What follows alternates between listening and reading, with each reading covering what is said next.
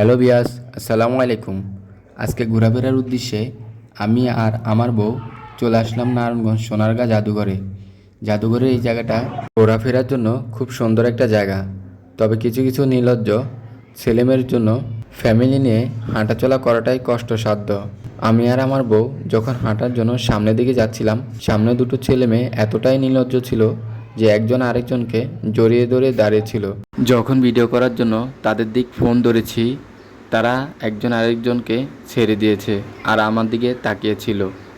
আর এই দৃশ্য দেখে আমার বউ বলল, সামনের দিকে আমরা আর না যাই, কারণ এই পরিবেশে সামনের দিকে যাওয়াটাই লজ্জাজনক। তবে এই ধরনের কিছু কিছু নির্লজ্জ ছেলেমেয়ের জন্য ফ্যামিলি নিয়ে ঘোরাফেরা করতে এসে বিব্রতকর পরিস্থিতির সম্মুখীন হতে হয়। তাই আমি মনে করি এইসব নির্লজ্জ ছেলেমেয়েকে ভিতরে প্রবেশ করতে না দেওয়াটাই বেটার, কারণ তারা যে নোংরামি করে এটা পরিবেশের জন্য খুবই লজ্জাজনক।